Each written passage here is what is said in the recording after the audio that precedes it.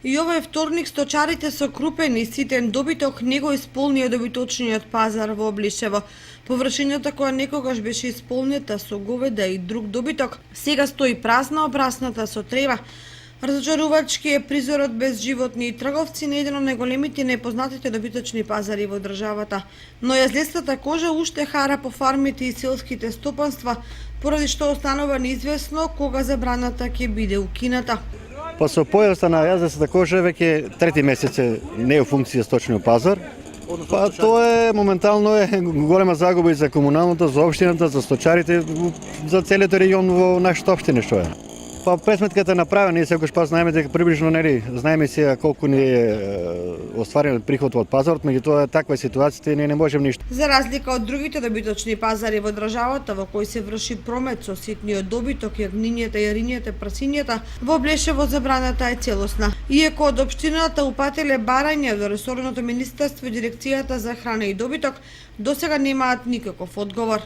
Има препратено писмо до Агенцијата за храна и ветеринарство, барем ситната стока да ни ја пуштат во пазарот. Тоа се случува во Куманово, во сите пазари.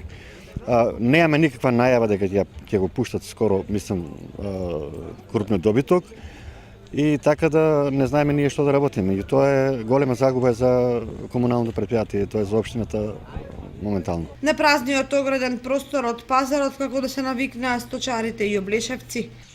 Раззеленетата и израсната трева е уште еден доказ дека пазарот во Облешево, добиточниот пазар во Облешево, се уште не работи.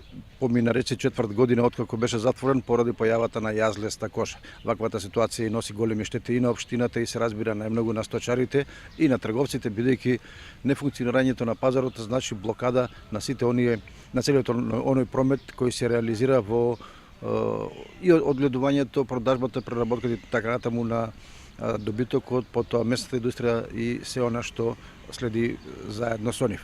Со оглед на фактот дека 80 до 90% од говеѓата во регионот се вакцинирани, би требало да се очекува санирање на состојбите со болеста и враќање на прометот. Но кога ќе се крене рампата на популарниот облешевски пазар, се уште никој не кажува.